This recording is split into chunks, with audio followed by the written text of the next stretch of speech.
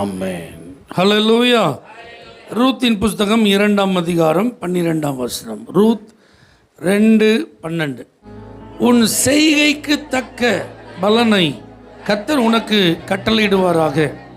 இஸ்ரவேலின் தேவனாகிய கர்த்தருடைய செட்டைகளின் கீழ் அடைக்கலமாய் வந்த உனக்கு அவராலே நிறைவான பலன் கிடைப்பதாக என்றான். ஹல்லேலூயா.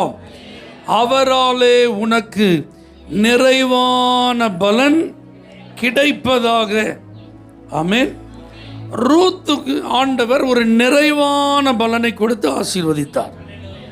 அந்த ஆசீர்வாதத்தில் நகோமிக்கும் பங்கெடுக்க கர்த்தர் ஒரு பாக்கியத்தை கொடுத்தார். அல்லேலூயா.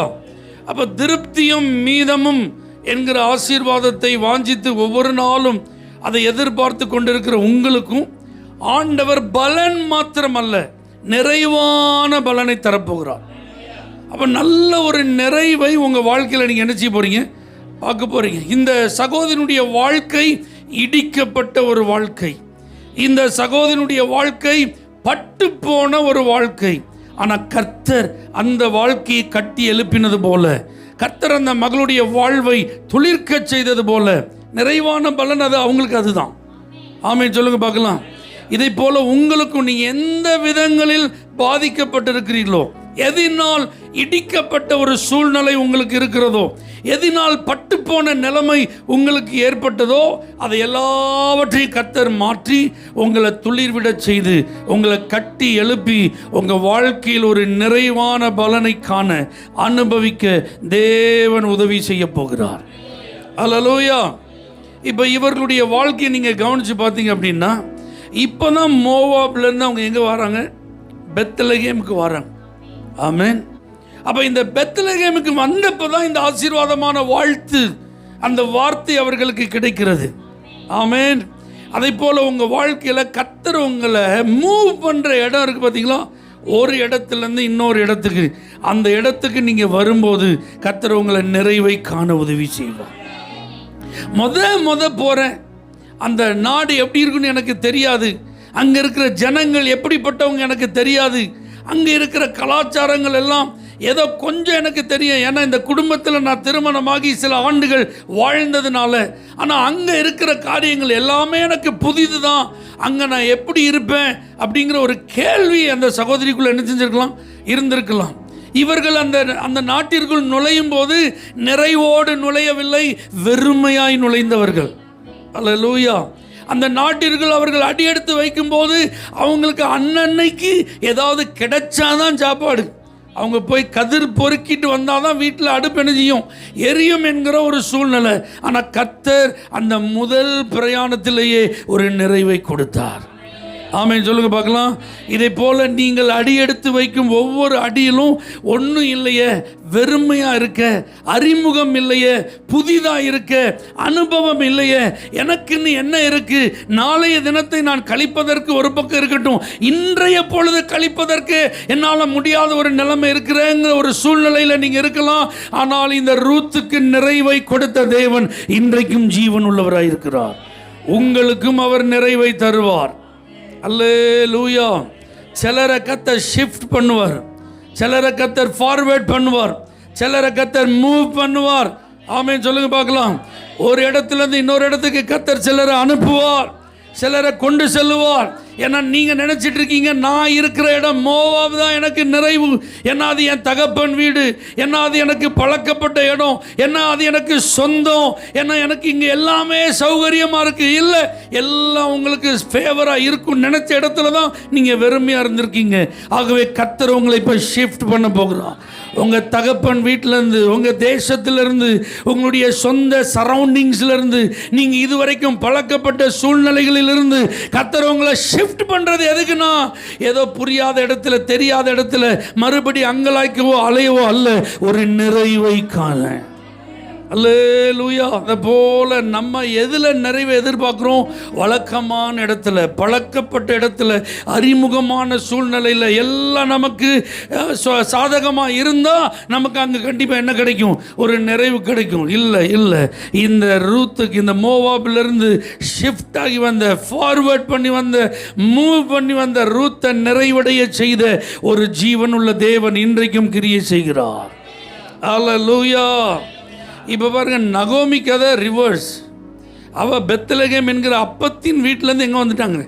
மோவாப்புக்கு வந்துட்டாங்க. எதுக்கு வந்தாங்க? பெத்லகேமில் பஞ்சம், வறட்சி, குடும்பம் பாதிக்கப்படக்கூடாது, செழிப்பு குறைஞ்சிடக்கூடாது, வருமானம் குறைஞ்சிடக்கூடாது, வாழ்க்கை என்ன செஞ்சிடக்கூடாது, தடுமாற்றத்தை சந்தித்து விடக்கூடாது. அப்படிங்கிறதுக்கு தான் இவங்க பெத்லகேம் என்கிற அப்பத்தின் வீட்டிலேருந்து எங்கே போனாங்க? மோவாப்புக்கு போனாங்க. மோவாவுக்கு போனால் எப்படியா பஞ்சத்தில் தப்பிச்சிடலாம், இதே நிறைவு அப்படியே மெயின்டைன் பண்ணிடலாம், இதே சந்தோஷம், இதே சமாதானம், இதே ஆசீர்வாதம், இதே ஐஸ்வர்யத்தை நம்ம என்ன செஞ்சுக்கலாம், தக்க வைத்து கொள்ளலாம் அப்படின்னு போன இடத்துல வெறுமையாயிட்டாங்க. அல்லேலூயா. அதனால இப்போ இவங்களை மறுபடி எங்கே கொண்டு வர்றாரு? நீ எங்கே உனக்கு வாழ்வாதாரம் இல்லைன்னு நினச்சியோ, எங்கே உனக்கு பஞ்சம் ஏற்பட்டதோ, எங்கே நான் இங்கே இருந்தால் இனி நான் வாழ முடியாது நீ நினச்சியோ, அங்கேயே உன்னை கொண்டு வரேன்னு நகோமியை ரிவர்ஸ் பண்ணி கொண்டு வந்துட்டார். ஆமேன்னு சொல்லுங்க பார்க்கலாம். சிலருடைய வாழ்வில் நிறைவை கொடுப்பதற்கு கர்த்தர் அதையும் செய்வார். ஒரு இடத்துலேருந்து ஆல்ரெடி மூவ் பண்ணியாச்சு, ஷிஃப்ட் ஆகியாச்சு. அல்லேலூயா. எதுக்கு? பிழைப்புக்காக, எதுக்கு? வாழ்வாதாரத்திற்காக, எதற்கு? எதிர்கால நன்மைக்காக, எதுக்கு? இருக்கிற ஐஸ்வர்யத்தை காப்பாற்றுறதுக்காக, எதுக்கு? இன்னும் சம்பாத்தியம் பண்ணுறதுக்காக. அல்லேலூயா. எதுக்கு? செட்டில் ஆகிறதுக்காக, எதுக்கு? இப்போதைக்கு கொஞ்சம் நிலைமையை சமாளிப்போம் என்பதற்காக. ஆனால் போன இடத்துல நடந்ததெல்லாம் வேற, நினைச்சது ஒன்று, நடந்தது ஒன்றுன்ன மாதிரி. ஆனால் கர்த்தர் அப்படிப்பட்ட நகோமிகளை மறுபடியும் திரும்ப கொண்டு வருவாராக. பெத்லகேமுக்கு நகோமியை கொண்டு வந்தது போல கர்த்தர் உங்களுக்கு நிறைவை வைத்திருக்கிற அந்த இடத்துக்கு ஆண்டவர் என்ன செய்வார்? கொண்டு வந்திருப்பார். சிலரை கொண்டு வந்துட்டாரு. அல்லேலூயா. இன்னும் சிலர் தடுமாறி இருந்தால் கொண்டு வருவார். ஏன்னா நம்மை நிறைவான பலனை கொடுத்து ஆசீர்வதிக்கிறவர் நம்முடைய தேவன். இவ கதிர் பொறுக்கிறது தான் வந்திருக்கிறா. ஒரு அந்நிய தேசத்தை சேர்ந்தவள், பரதேசியா வந்து திக்கற்றவர்களும் எளிமையானவர்களும் தூரத்தில் நின்று வேலை செய்கிறவங்களாம் அந்த கதிரை அறுத்துட்டு போனதுக்கப்புறம் தான் இவங்க என்ட்ரி அணிஞ்சிக்க முடியும், ஆக முடியும். அப்படிப்பட்ட நிலையில் இவளுக்கு இப்படி ஒரு பலனை கர்த்தர் கொடுத்தாருன்னா எவ்வளோ நல்ல தேவன் அவர். அது மாதிரி நீங்களும் பின்தங்கின நிலைமையில் தள்ளி நின்று ஆசீர்வாதத்துக்கு உங்களுக்கு எப்படி இருக்குது? தூரமாக இருக்குது, நெருங்கி வர முடியாத ஒரு சூழ்நிலை. என்னால் அதை என்ன செய்ய முடியாது, பெற்றுக்கொள்ள முடியாது, ஏதாவது கிடைத்தால் தான் உண்டு என்று தூரத்திலேயே நின்று, தள்ளியே நின்று, ஒதுங்கியே நின்று, தயங்கியே நின்று எனக்கும் ஒரு பலன் உண்டா என்று நீங்கள் ஏங்கி கொண்டிருப்பீர்களானால் ஆவியானவர் சொல்லுகிறார், மகனே மகளே, உனக்கு வெறும் பலன் அல்ல, நிறைவான பலனை தரும். ஹல்லேலூயா. இப்போ இந்த சகோதரி சொல்றாங்க, உம்முடைய தேவன் என்னுடைய தேவன், உம்முடைய ஜனம் என்னுடைய ஜனம். அல்லேலூயா. அப்படின்னா யெகோவா தேவனை உறுதியாய் பின்பற்ற ஆரம்பிப்பதற்கு முன்பு அவர்கள் நிறைவாய் இல்லை. ஆனால் என்றைக்கு அவரை உறுதியாய் பின்பற்ற தீர்மானித்தார்களோ அன்றைக்கு கர்த்தர் நிறைவை கொடுக்க ஆரம்பித்தார். அல்லேலூயா. அப்போ ரட்சிக்கப்படுவதற்கு முன்பு உங்கள் குடும்ப பின்னணியம், உங்களுடைய வாழ்க்கை, உங்களுடைய வேலை, உங்களுடைய வருமானம், அது எப்படினாலும் இருந்திருக்கலாம். அது ஏற்றத்தில் இருந்திருக்கலாம், அல்லது ஏற்ற இறக்கமாக என்ன செஞ்சிருக்கலாம், இருந்திருக்கலாம். ஆனால் என்னைக்கு உங்கள் வாழ்க்கையை ஆண்டவராகிய இயேசு கிறிஸ்துவை உண்மையாய் ஆராதிக்க, ஆவியோடும் உண்மையோடும் ஆராதிக்க உங்களை அர்ப்பணிச்சிங்களோ அன்னையிலிருந்து கர்த்தர் உங்களுக்கு நிறைவை தருவார், நிறைவான பலனை தருவார். இப்போ இந்த வார்த்தையை நீங்கள் சந்தோஷமாக ஏற்றுக்கொள்ளலாம். ஏன்னா இந்த வார்த்தையை கேட்குற நீங்கள் எல்லாரும் உங்கள் வாழ்க்கை யாருக்கு ஒப்பு கொடுத்துருக்கீங்க? வாழ்ந்தால் யாருக்காக வாழ்வேன்? இயேசுவுக்காக வாழ்வேன். ஒரே ஒரு வாழ்க்கை தான், கடைசி வரைக்கும் நான் யாரை பின்பற்றுவேன்? இயேசுவை தான் பின்பற்றுவேன். இப்படி ஒரு தீர்மானத்தோடு, இப்படிப்பட்ட ஒரு உறுதியான அர்ப்பணத்தோடு நீங்கள் இந்த ஆண்டவருக்கு உங்கள் வாழ்க்கையை ஒப்பு கொடுத்திருக்கிறபடினால் கண்டிப்பாக ஆண்டவர் ஒரு நிறைவான பலனை தருவார். அல்லேலூயா. இப்போ நகோமியை பாருங்க, அவளுடைய case already she knew Jehovah. அவளுக்கு யெகோவா தேவன் யாருன்னு நல்லா தெரியும். ஆனாலும் எதை இழந்துட்டாங்க? நிறைவை இழந்துட்டாங்க, ஆசீர்வாதத்தை இழந்துட்டாங்க, உறவுகளை இழந்துட்டாங்க, பட்டு போன மரத்தை போல மாறிட்டாங்க. ஆனால் பாருங்க, மறுபடி இந்த தேவன் தம்முடைய ஜனத்தை விசாரித்தார் என்பதை அறிந்து அவர்கள் பெத்லெகேமுக்கு வர தீர்மானித்தபடினாலே நிறைவு அவங்களுக்கு கிடைச்சது. ஆமென் சொல்லுங்க பார்க்கலாம். அப்போ பெயர் அளவில் கிறிஸ்தவர்களாக இருப்பது நிறைவை தராது. நல்லா புரிஞ்சுக்கோங்க. எனக்கு இயேசுவை தெரியும், எனக்கு சர்ச்சு தெரியும், நான் ஆராதனைக்கு போயிருக்கிறேன், நான் காணிக்கைலாம் என்ன செய்வேன், கொடுப்பேன் சொல்கிற அனுபவம் நம்முடைய வாழ்க்கையில் என்ன தராது? நிறைவை தராது. உண்மையான ஒரு நிறைவான பலன் உங்களுக்கு வேணும்னா நீங்கள் மறுபிறப்படைந்திருக்க வேண்டும், நீங்கள் ரட்சிக்கப்பட்டிருக்க வேண்டும், உங்கள் வாழ்க்கையில் இயேசுநாதரை குலதெய்வமாக ஏற்றுக்கொண்டிருக்க வேண்டும். இதுவரைக்கு கையெடுத்து பல இடங்களிலே கும்பிட்ட உங்களுடைய கரங்கள் யாருக்கு முன்பாக கையெடுக்கணும்? இயேசுவுக்கு முன்பாக. இப்படிப்பட்ட தீர்மானங்களிலே நீங்கள் உறுதியாக இருப்பீர்களானால் இந்த நாளிலிருந்து நீங்கள் நம்பலாம், உங்களுக்கு நிறைவான பலன். அப்போ ரூத்துக்கு ஆண்டவர் நிறைவான பலனை தரும்போது இந்த புத்தகத்தில் நீங்கள் பார்த்தீங்க அப்படின்னா 2ஆம் அதிகாரம் 2வது வசனத்தில் அவங்க சொல்கிறாங்க, மாமியாரை பார்த்து, மோவாபிய ஸ்திரியான ரூத் என்பவள் நகோமியை பார்த்து, நான் வயல்வெளிக்கு போய் யாருடைய கண்களில் எனக்கு தயை கிடைக்கிறதோ, அல்லேலூயா, அவங்க பிறகே கதிர் பொறுக்கி கொண்டு வருகிறேன் என்றாள். அதற்கு அவள், என் மகளே நீ போன்ட்டாங்களா. ஆமென் சொல்லுங்க பார்க்கலாம். 10வது வசனத்தில் பார்த்தீங்கன்னா அவள் சொல்கிறா, அப்பொழுது அவள் தரையிலே முகங்குப்புற விழுந்து வணங்கி, நான் அந்நிய தேசத்தாலா இருக்க நீர் என்னை விசாரிக்கும்படி எனக்கு எதினாலே உம்முடைய கண்களில் தயை கிடைத்தது என்றாள். அப்போ இங்கேயும் தயை அப்படிங்கிற ஒரு வேர்ட் வருது. 20வது வசனத்தை கவனிச்சு பாருங்க. அப்பொழுது நகோமி தன் மருமகளை பார்த்து, உயிரோடு இருக்கிறவர்களுக்கும் மரித்தவர்களுக்கும் தயவு செய்கிற கர்த்தராலே அவன் ஆசீர்வதிக்கப்படுவானாக. அல்லேலூயா. அப்ப நிறைவான பலன் இந்த ரூத்துக்கு கிடைக்கிறதுக்கு காரணம் தயவு. அவங்க சொல்றாங்க, வீட்டுக்கு வந்தாச்சு, பெத்லெகேமுக்கு வந்தாச்சு. அவங்களுக்கு எப்படி இருந்திருக்கும்? மோவாப் ஸ்டைல் வேற மாதிரி இருக்கு, அப்படிதானே? இப்போ இஸ்ரேல் அவங்களுடைய எல்லா ஏரியாவும் வித்தியாசமாக இருக்கும். இப்போ இதுவரைக்கும் இவங்க வெளியிலலாம் போய் யார்ட்டையும் பேசி பழகினது கிடையாது, எங்கேயும் போய் எதையும் செஞ்சுட்டு வந்ததெல்லாம் கிடையாது. இப்போ தான் முறை நினச்சிக்கிறாங்க. வெளியே இப்போ போகும்போது என்ன சொல்லிட்டு போகிறாங்க? நான் போகிறேன், யார் கண்களில் எனக்கு தயவு கிடைக்குதோ அவங்க வயலில் என்ன செய்கிறேன். ஏன்னா இவர்களை ஏற்றுக்கொள்வதே கடினம், இவங்கள வயல் நிலத்துக்குள்ள அனுமதிக்கிறதே அபூர்வம்தான். அல்லேலூயா. அதுவும் மற்றவர் இஸ்ரவேலர்களிலேயே திக்கற்றவர்கள், விதவைகள், இன்னும் பக்கத்தில் இருக்கிற சில ஆட்கள், இந்த பரதேசிகள் என்று சொல்லப்படுறவங்க, இவங்கெல்லாம் வரிசையில் நினைச்சுவாங்க, நிற்பாங்க. அதுவும் போவாசுடைய வயல்கள் மிகப்பெரியது. அப்போ அங்கே அறுவடை பயங்கரமாக நிச்சயம். அப்போ எண்ணிக்கை எப்படி இருக்கும்? நிறையா இருக்கும். அதில் தான் இவளும் போய் நினைச்சிக்கணும், நிற்கணும். அப்போ இவ போன உடனே யூதர்கள் இந்த மோவாபியர்களை அருவருப்பார்கள், ஏற்றுக்கொள்ள மாட்டார்கள். அப்போ இவ வந்த உடனே, நீ எதுக்கு இங்கே வந்த, நீ வேற எங்காவது போ அப்படின்னு விரட்டி விடுறதுக்கு என்ன இருக்கு? வாய்ப்பு இருக்கு. அல்லது அந்த வயல் நிலத்துக்கு சொந்தக்காரர்கள் அவளை ஏற்றுக்கொள்ளாமல் இருக்க என்ன இருக்கு? வாய்ப்பு இருக்கு. ஆனால் அவள் வாய் திறந்து சொல்றான், யாரு கண்ணில் எனக்கு.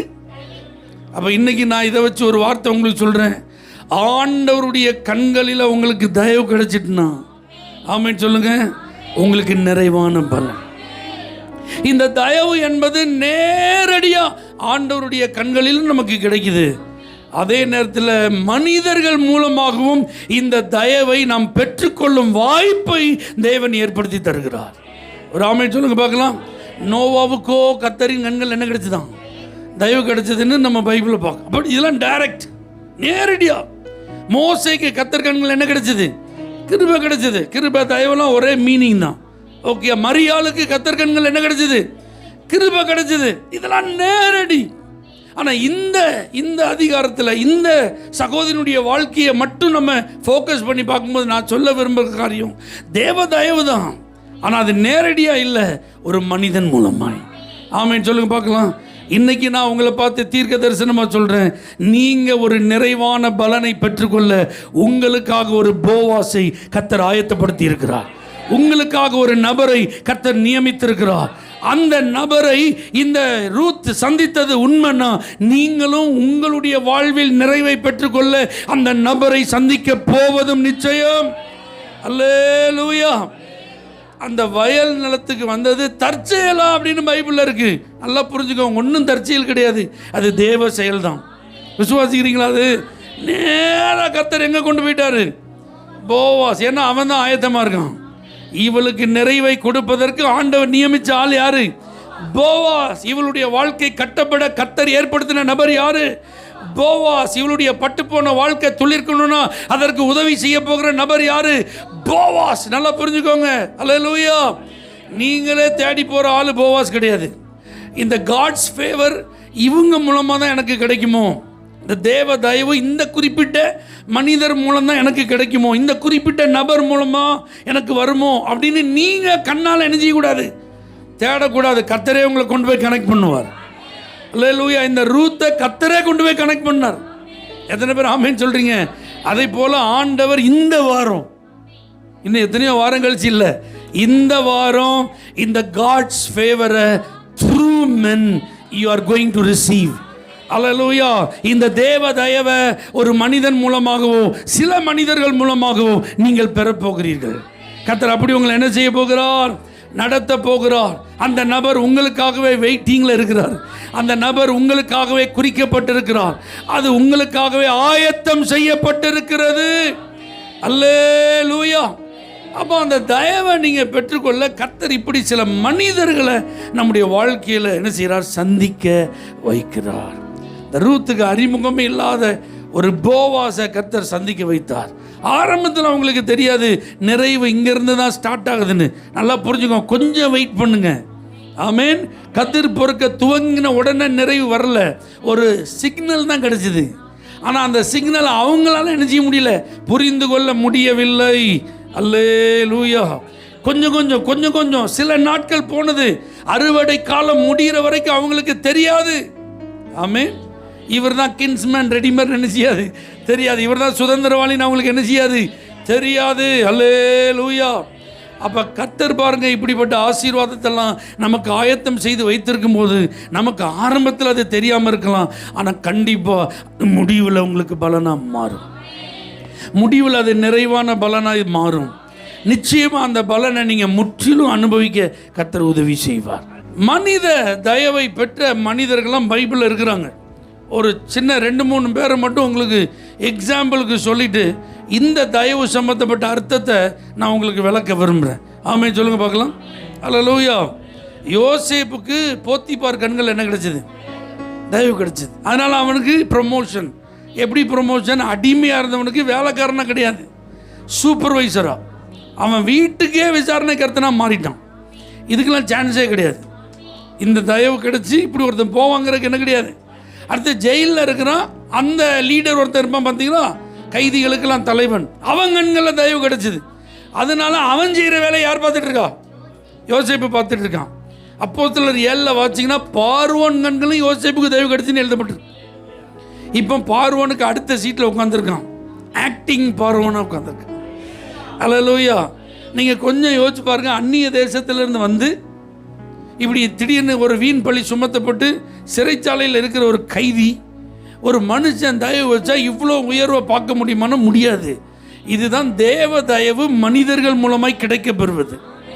அப்படி கிடைச்சதுன்னா ப்ரமோஷன் நார்மலாக இருக்காது, சூப்பர் நேச்சுரலாக இருக்கும். எத்தனை பேருக்கு நீங்கள் எதாவது நம்ப முடியுது?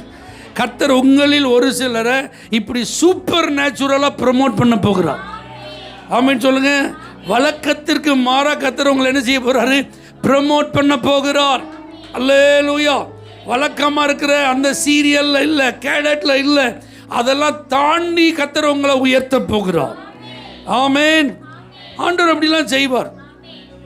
இப்போ பாருங்க, தாவீதுக்கு கண்ணில் தயவு கர்த்தர் கண்ணில் தயவு கிடைக்குது. கர்த்தர் தாவீது மேலே தயவு வைக்கிறார். அதனால என்ன நடக்குது? அவங்க வீட்டில் 7 பேர் வரிசையில் நிற்கிறான். 7 பேருக்கு கிடைக்கல. அவங்களுக்கு தான் கிடைக்கணும் அவங்க அப்பா நினைச்சாரு. இப்போ அன்னைக்கு அறியப்பட்ட உலகத்தில் அந்த தேசத்தில் மிகவும் முக்கியமான விவிஐபி உட்கார்ந்துருக்காரு, சாமியல் தீர்க்கதரிசி. அவருக்கே டவுட் வந்துட்டு, இவருக்கு மொத்தமே இவ்வளோதான் பிள்ளைகளான்ட்டு.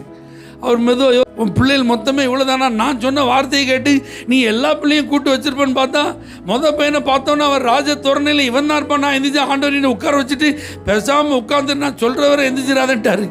7 கிராஸ் ஆகி போய்ட்டு ஒருத்தனுமே இல்லை. வேற ஏதாவது உனக்கு பிள்ளைகள் இருக்கிறாங்களான்னா அதுக்கப்புறம் மெதுவாக சொல்கிறான், ஆமாம் இளையவன், எல்லாருக்கும் இளையவன் எங்கே இருக்கான்? ஆட மேய்ச்சிருக்கான். வர சொல்லி அவன் வர்ற வரைக்கும் நான் நினச்சிக்க மாட்டேன், சாப்பிட மாட்டேன். தேவ தயவு மனுஷன் மூலமாக. அல்லேலூயா. நான் முக்கியமான ஒரு பெரிய ஆள் வந்திருக்கேன், என் பேச நீ மதிக்கலை பாரு, நான் ஆண்டவர்கிட்ட போய் ஜோம் பண்ணி உன் வீட்டில் ராஜா வேண்டான்னு கேன்சல் பண்ணி விட்டுறேன்னு போகலை. சாப்பாடு சாப்பிட்ற டைம் வந்துட்டு யோசிச்சு பாருங்க, பெரிய பெரிய ஆள் வர்றதுக்கு தான் சாப்பாடு போடாமல் வெயிட் பண்ணிட்டு இருப்போம். வர வேண்டிய முக்கியமான ஆள் என்ன செஞ்சாச்சு, இனிமேல் யார் வந்தா என்ன, வராட்டி போடு சாப்பாடுன்னு பந்தி என்ன செஞ்சிருவோம், ஆரம்பிச்சிடும். அவர் சொல்லிட்டாரு ஸ்டாப் பண்ணிட்டாரு. சாப்பாடு தட்டுக்கிட்ட யாரும் என்ன செய்யக்கூடாது, போகக்கூடாது. அவன் வர்ற வரைக்கும் சாப்பாடு கிடையாது, நானும் சாப்பிட மாட்டேன். இப்போ எல்லாம் உட்காந்துருக்கு இப்படியே. அல்லேலூயா. இப்போ வந்த உடனே அவன் உள்ள என்ட்ரான உடனே ஆண்டவர் சொல்றார், நீ எழுந்து இவன் அபிஷேகம் பண்ணு. அப்போ தேவ தயவு மனிதன் மூலமாக உங்களுக்கு கொடுக்கப்படுதுன்னா என்ன நடக்கும் தெரியுமா? முன்னுரிமை கொடுக்கப்படும். அல்லேலூயா. ப்ரையாரிட்டி உங்களுக்கு. அதை இன்னும் நீங்கள் புரிஞ்சுக்கிட்டணும்னு சொன்னால் சீனியாரிட்டிலாம் அடிபட்டு போயிருங்க. ஆமாம் சொல்லுங்க. திறமைலாம் அடிபட்டு போயிருங்க, அனுபவம்லாம் அடிபட்டு போயிருங்க, ஆள் பலம்லாம் அடிபட்டு போயிடும், பண பலம்லாம் அடிபட்டு போயிடும். வரிசையில் யாரு நின்னாலும் உங்க மேல தேவ தயவு இருக்குமானால் உங்களுக்கு ப்ரையாரிட்டி ஆண்டவர் தருவார், முன்னுரிமையை கர்த்தர் தருவார். எத்தனை பேர் உங்களுக்கு முன்னாடி இருந்தாலும் லீஸ்ட் பட் நாட் லாஸ்ட். அல்லேலூயா. Least became first, last became first. அல்லேலூயா. கடைசி உள்ள ஆள் இப்போ எங்க வந்துட்டான்? இதுதான் தயவு. எத்தனை பேருக்கு நான் சொல்றது புரியுது? அல்லேலூயா.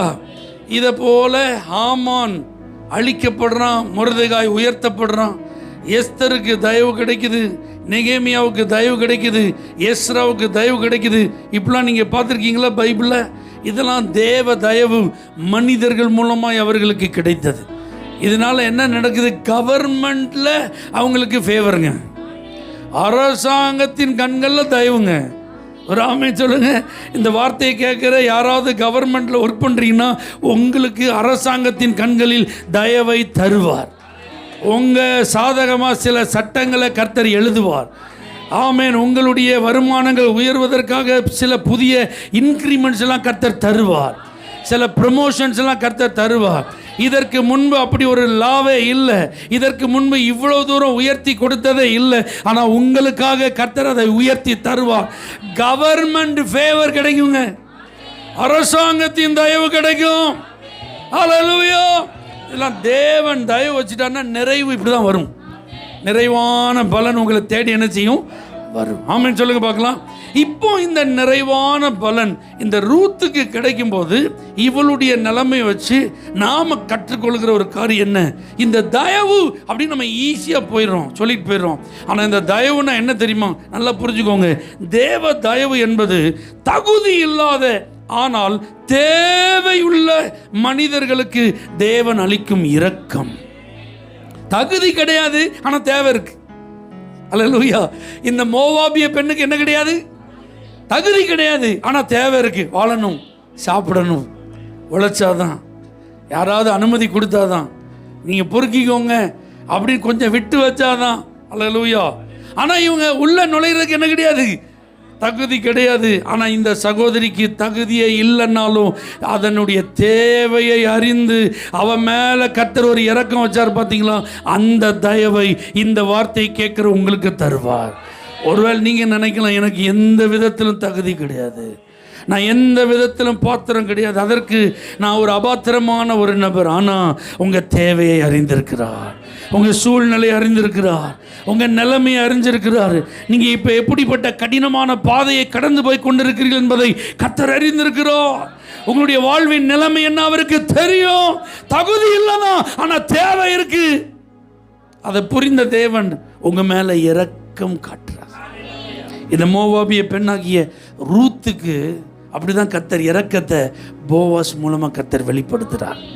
நீ வேற எந்த வயலுக்கு போக வேண்டாம், இந்த வயலுக்கு தொடர்ந்து வரலாம். தண்ணி போய் அந்த குடிசையில் நீ என்ன செஞ்சுக்கலாம், குடித்து கொள்ளலாம். அந்த வேலைக்காரர்கள் உட்கார்ந்து இருக்கிற இடத்துல நீ போய் சாப்பிட்டு இளைப்பாறலாம். இப்போ ஆட்களப்பா சொல்கிறான், அவளை கதிர் பொறுக்கும் போது யாரும் ஈனம் பண்ணக்கூடாது. அவள் கதிர் பொறுக்க வர்றதுனால அவளுக்காகவே நீ சிந்து. மொத்தமும் என்ன செஞ்சிடாத, அறுத்துட்டு போயிடாத. அவளுக்காகவே நீ செல்லதை விடு. அல்லேலூயா. இதுதான் ஃபேவர். தகுதி கிடையாது, ஆனால் ஃபேவர். இதை போல உங்களுக்கே ஆச்சரியமாக இருக்கும், இவங்க என் மேலே தயவு வைக்கிறதுக்கு நான் என்ன அப்படி செஞ்சிட்டேன் அப்படி தானே இந்த சகோதரி கேட்டாங்க. அதே மாதிரி தான் நீங்களும் சொல்லுவீங்க. அந்த யாக்கோபு சொல்கிறான் பார்த்தீங்களா, தேவரீர் நீங்கள் எனக்கு காண்பித்த இந்த தயவுக்கும் சத்தியத்துக்கும் நான் பாத்திரன் அல்ல. நான் ஒரே ஒரு கோலோட தான் இந்த யாப்போக்கு என்கிற ஆற்றை நான் கடந்து போனேன். ஆனால் இப்போ 2 பரிவாரங்களை நீங்கள் எனக்கு தந்து ஆசீர்வச்சிருக்கீங்க. இதை போல தகுதியே இல்லை. எத்தனவன் ஏமாற்றி தட்டி பறிச்சவன், தகப்பனை வஞ்சித்தவன், சகோதரனுடைய பலவீனத்தை தனக்கு சாதகமாக பயன்படுத்தினவன், அவனுக்கு தகுதி கிடையாது. ஆனால் ஒரு தேவைன்னு வந்தப்ப அவன் ஆசீர்வதிக்க கர்த்தர் இறங்கினான். என்னை ஆசீர்வதித்தால் ஒழிய நான் உங்களை விட மாட்டேன்னு அவன் கண்ணீரோடு ஜெபித்து கொண்டிருந்த அந்த இரவிலே ஒரு மனிதனோடு போராடினது போல தேவனோடு போராடின அந்த பொழுது விடுகிற அந்த நேரத்தில் கர்த்தர் அவனை ஆசீர்வதித்தார். என்ன அதான் இரக்கம். அந்த இரக்கத்தை இந்த நாளிலே கர்த்தர் உங்கள் மேல் தருவாராக. ஆமென். 2வது, இந்த தயவு ரூத்துக்கு எப்படி நிறைவான பலனை கொண்டு வருது அப்படின்னு பார்த்தா, மனிதனால் முடியாத ஒரு காரியத்தை முடிய வைக்க தேவன் அளிக்கும் தெய்வீக சக்தியின் வெளிப்பாடு இந்த தயவு. மனுஷனால் என்ன செய்ய முடியாது, செய்ய முடியாது. ஆனால் அதை செய்து முடிப்பதற்கு தேவன் ஒரு ஸ்பெஷல் பவர் என்ன செய்கிறாரு, கொடுக்கிறாரு. ஒரு சக்தியை வெளிப்படுத்துகிறார். ஏதோ ஒரு வல்லமை ஆண்டவர் என்ன செய்கிறாரு, வெளிப்படுத்துகிறார். அதனுடைய விளைவு தான் இந்த செயல். இப்போ இந்த போவாஸே இருக்கிறான், அவன் தான் சுதந்திரவாளி. ஆனால் அவன் நினைச்சா இவளை மீட்க முடியாது. அல்லேலூயா. மாமியார் இவளுடைய நலவாழ்வை விரும்புகிறாள், உண்மைதான். உனக்கு நான் சௌக்கியத்தை தேடாமல் இருப்பேன் நான் சொன்னதெல்லாம் உண்மைதான். ஆனால் இந்த மாமியாரால் இவளுக்கு கல்யாணம் பண்ணி வைக்க முடியாது. போவாஸோட இவளை கனெக்ட் பண்ண முடியாது. அல்லது ஒருவேளை இவளே போய் மாமியார் சொன்ன வார்த்தை கேட்டு காலில் படுத்து கிடந்து போர்வையை விரியுன்னு கெஞ்சினாலும் இப்போ போவாஸால ஓகே சொல்ல முடியாது. அல்லேலூயா. இங்கே தெய்வீக குறுக்கீடு தேவை. ஏன்னா இவனுக்கு முந்தின ஒரு கின்ஸ்மேன் இருக்காங்க, இவனுக்கு முந்தின சுதந்திரவாளி ஒருத்தன் இருக்கான். அல்லேலூயா. இப்போ அவன் வடி விட்டானா, அவன் இடம் கொடுத்தானா, அவன் நோ சொன்னாதான், அவன் சொல்லுவானா தெரியாது. அல்லேலூயா. இப்போ போவாஸ் அடுத்த நாள் காலையில் ஒளிமுக வாசலில் உட்காந்துருக்கிறான். மூப்பர்களோடு உட்காந்துருக்கும் போது அந்த சுதந்திரவாளி போகிறான். ஓய் அப்படின்னு கூப்பிட்டான். வாயா. வந்தோடனே 2 பேர் வெல்கம் பண்ணுறாங்க. உனக்கு தெரியுமா, நகோமி திரும்ப வந்துட்டா, ரிட்டர்ன் வந்துட்டா. ஓ எஸ், ஐ ஹர்ட் தட். நானும் கேள்விப்பட்டேன். இன்னொரு விஷயம் தெரியுமா, அவளுடைய சொத்துக்கள் எல்லாம் மீட்கப்பட வேண்டுமா, ஏன்னா அவளால் முடியாது. அதனால் நீ தான் ஆளு, நீ அதை மீட்டுக் கொள்ளுகிறாயன்னு ஓகே ரெடின்ட்டான். அல்லேலூயா. நான் எடுத்துக்கிறேன்ட்டான். இப்போ தான் ட்விஸ்ட்டு. போவா சொல்கிறார், ஓகே எடுத்துக்கிற ஆள் இன்னொரு விஷயத்தை செய்யணும். அவளுக்கு ஒரு மருமகா இருக்கா, அவளை கல்யாணம் பண்ணான். செருப்பை கழுத்தி கொடுத்துட்டு போயிட்டான். நான் வரல இந்த விளையாட்டுக்கு, என்னை விட்டுருன்ட்டான். அப்போ அடுத்த சுதந்திரவாளி யாரு, போவாஸ். நீங்கள் பார்க்குறதுக்கு இது வேடிக்கையாக தெரியும், ஆனால் இங்கே யார் செயல்பட்டு இருக்கா, இங்கே அவன் உண்மையான சுதந்திரவாளியாக இருந்தா இவளுடைய வயிற்றில் இவளுடைய வம்சத்தில் தாவீது வர முடியாது, அதுக்கப்புறம் இயேசு வர முடியாது. இதெல்லாம் தேவனுடைய அனாதி தீர்மானம். அப்போ இதுக்கு ஒரு செயல் அவர் செய்யணும்னா எந்த மனுஷனால் முடியாதோ அந்த மனுஷனை வச்சு செய்கிறதுக்கு ஒரு வல்லமையை வெளிப்படுத்துகிறார். பார்த்தீங்களா, அதான் தயவு. போவாஸுக்கு பணம் இருக்கலாம், வயல் இருக்கலாம், செல்வாக்கு இருக்கலாம், எல்லாம் இருக்கலாம், ஆனால் அவனால் செய்ய முடியாது. ஆனால் அதை செய்ய வைக்கிறதற்கு கர்த்தர் ஒரு வல்லமையை வெளிப்படுத்தி அங்கே ஒருத்தனுடைய மனதை திசை திருப்பி அவனை நோ சொல்ல வச்சு இவன் மூலமாக தன்னுடைய காரியத்தை செய்து இந்த மகளுக்கு நிறைவை கொடுக்கிறார். அல்லேலூயா. அதை நீங்கள் இப்படி கூட புரிஞ்சுக்கலாம். போட்டிகள் இருக்கலாம், எதிர் சக்திகள் இருக்கலாம், ஆனால் அதுக்கு மேலாக தேவன் தம்முடைய பிள்ளைகளை உயர்த்த விரும்ப அவர் வெளிப்படுத்தும் செயல்தான் தயவு. இந்த உலகம் போட்டி நிறைந்தது. படிப்பில் போட்டி இருக்குது, வேலையில் போட்டி இருக்குது, தொழிலில் போட்டி இருக்குது, எங்கே பார்த்தாலும் போட்டி தான். எதிர்ப்புகள் இருக்குது. நிறைய சவால்கள் இருக்கு. ஆனால் இவைகளுக்கு மத்தியில் தேவ பிள்ளைகள் உயர்த்தப்படணும், தேவ பிள்ளைகள் ஜெயிக்கணும், தேவ பிள்ளைகள் நம்பர் 1 பொசிஷனுக்கு வரணும். அதுக்காக தேவன் தம்முடைய பிள்ளைகளுக்கு ஒரு ஃபேவர் என்ன செய்கிறார்? கொடுக்கிறார். தயவை என்ன செய்கிறார்? கொடுக்கிறார். ஆமென் சொல்லுங்க பார்க்கலாம். திறமை இருக்கலாம், நம்மை காட்டிலும் விசேஷமானவர்கள் நமக்கு முன்னாடி என்ன செய்யலாம் இருக்கலாம். ஆனால் அவங்களுக்கெல்லாம் கிடைக்காத பாக்கியத்தை கர்த்தர் நமக்கு தர்றார். பார்த்தீங்களா? அதான் தயவு. அல்லேலூயா. எத்தனை பேர் அதெல்லாம் நம்புறீங்க? நம்மை காட்டிலும் ஞானம் உள்ளவங்க நிறைய பேர் இருக்கிறாங்க, செல்வந்தர்கள் நிறைய பேர் இருக்கிறாங்க, நல்ல காரியம் நிறைய பண்ணுறவங்க நிறைய பேர் இருக்கிறாங்க, ஒரு எறும்புக்கு கூட தீமை செய்யாதவங்க நிறைய பேர் இருக்கிறாங்க. ஆனால் அவங்களுக்கெல்லாம் இந்த ரட்சிப்பு கிடைக்கல, அவங்களுக்கெல்லாம் கண்கள் திறக்கப்படலை. ஆனால் கர்த்தர் நம்முடைய கண்களை திறந்திருக்கிறார். கர்த்தர் நம்முடைய ஆத்மாவை நரக பாதாளத்திலிருந்து மீட்டெடுத்திருக்கிறார். திறமை உள்ளவர்களுக்கு கிடைக்காத தயவு, அனுபவம் உள்ளவர்களுக்கு கிடைக்காத தயவு, பணக்காரர்களுக்கு கிடைக்காத தயவு, பெரிய பெரிய மேதைகளுக்கு கிடைக்காத தயவு சாதாரணமான நமக்கு கர்த்தர் தந்திருக்கிறாரு. எதுக்கு? நீங்க நிறைவை பெற்றுக்கொள்ளணும். ஆமென் சொல்லுங்க பார்க்கலாம். கடைசியா ஒரே ஒரு வார்த்தை, தேவன் நம்மை அங்கீகரித்திருக்கிறார் என்பதற்கான அடையாளமே தயவு தான். நீங்க தேவனால் அங்கீகரிக்கப்பட்டு இருக்கிறீர்கள் என்பதற்கு அடையாளம் என்னதான்? தயவு. இந்த மோவாபிய பெண்ணான இந்த ரூத் இந்த இஸ்ரவேலரோட இணையணும் அப்படின்னா ஆண்டவர் சொல்லிக்கிறாரு, 10 தலைமுறைக்கு அவங்க என்ன செய்யக்கூடாது? உள்ள வரவே கூடாது. ஆனால் இவளை ஆண்டவர் அங்கீகரித்து ஒரு ஆண் பிள்ளையை பெற அனுக்கிரகம் பண்ணாருக்கு. அதனால அந்த நகோமியை எல்லாரும் வாழ்த்துறாங்க. இவளை முற்பிதாக்களின் ஆசீர்வாதங்களை கூறி என்ன செய்றாங்க? வாழ்த்துறாங்க. ஓபேத் பிறகுறாரு, ஓபேத்ல தான் ஈசாய் பிறகுறாரு, ஈசாய்ட்ட தான் தாவீது பிறகுறாரு, அந்த வம்சத்தில் தான் யார் பிறகுறார்? இயேசு கிறிஸ்து பிறகுறார். ஆமென் சொல்லுங்க. இதெல்லாம் எதற்கு அடையாளம்? இந்த சகோதரி தேவனால் அங்கீகரிக்கப்பட்டிருக்கிறாள் என்பதற்கு அடையாளம். அதான் தயவு. இப்போ இந்த தயவு உங்களுக்கு வேணுமா? அல்லேலூயா. இந்த தயவு இருந்தால் தான் நீங்கள் நிறைவான பலன் நினைச்ச முடியும். அப்போ இந்த தயவை ஆண்டவர் எப்படி கொடுக்குறார் தெரியுமா? நாம் யார் என்பதை வைத்து அல்ல, நாம் யார் உடையவர்கள் என்பதை வைத்து ஆண்டவர் இந்த தயவை தருகிறார். நான் யார் என்பதை வைத்து தேவன் எனக்கு தருவது தயை அல்ல, நான் யார் உடையவன் என்பதை வைத்து தேவன் தருவதே தயவு. நான் யாருன்னு உங்கள்கிட்ட நான் கேட்குற மாதிரி நீங்களே உங்களை கேட்டால் உங்கள்கிட்ட பதில் இருக்கா? உங்களை யாருன்னு இன்னார் பையன், இன்னார் பேரன் சொல்கிறோம்ல, இந்த ஊருக்காரன் சொல்கிறீங்களா? சொல்லலையா? இதை வச்சு வருவது என்ன கிடையாது? தயவு கிடையாது. ஆமேன். இதை நீங்கள் நல்லா புரிஞ்சுக்கணும். ஆமேன். ஒரு ஆண்டுடைய பிள்ளைக்கு இந்த உண்மை தெரியணும். இந்த மோவாபிய பெண்ணாகிய இந்த ரூத் யார் என்பதை வைத்து ஆண்டவர் இந்த தயவு என்ன செய்யல? கொடுக்கல. ஆனால் யாருடையவள் என்பதை வைத்து அடையாளம். ஆமேன். இப்போ இவ யாருடையவள்? நகோமி மருமக கிடையாது. உம்முடைய தேவன் என்னுடைய தேவன், உம்முடைய ஜனம் என்னுடைய ஜனம். நீங்கள் இருக்கிற தேசத்தில் தான் நான் இருப்பேன், நீங்கள் மரணம் அடைகிற இடத்துல தான் நானும் மரணம் அடைவேன்னா இது ஒரு பெரிய உடன்படிக்கைங்க. கோமேஷ் என்கிற தெய்வத்தை வணங்கி கொண்டிருந்த ஒரு பெண்மணி ஏகோவா தேவனை நான் வணங்குறதுக்கு ரெடிண்டா. அல்லேலூயா. இப்படிப்பட்ட ஒரு தீர்மானத்தை உடையவள் அவள் இருந்ததுனால தான் அவளுக்கு தயவு. இப்போ உங்களையும் ஆண்டவர் பார்க்கும்போது நீங்கள் கிறிஸ்தவ குடும்பத்தில் பிறந்ததுனால உங்களுக்கு தயவு கிடையாது, கிறிஸ்தவ பேர் உங்களுக்கு இருக்கிறதுனால தயவு கிடையாது, ஆலயத்துக்கு வருவதனால உங்களுக்கு தயவு கிடையாது, ஆராதனையில் பங்கெடுப்பதனால தயவு கிடையாது, காணிக்க கொடுக்கறதுனால தயவு கிடையாது, ஊழியம் செய்கிறதுனால இந்த தயவு கிடையாது. ஆனால் நான் யார் உடையவன் என்பதை வைத்து. அல்லேலூயா. அப்போ நீங்கள் இதெல்லாம் செஞ்சுட்டே நீங்கள் வேற யாருடைய ஆளாவா என்ன செய்யலாம்? இருக்கலாம். இருப்பதற்கு 100 இல்லை 1000% என்ன இருக்கு? வாய்ப்பு இருக்கிறது. ஆமென் சொல்லுங்க. அப்போ நான் யார் அப்படின்னு சொல்லிட்டு நமக்கு இந்த உலகத்தில் நிறைய அடையாளங்கள் இருந்தாலும் இவைகள் இந்த உலகத்தில் வேணா என்ன செஞ்சுக்கிடலாம்.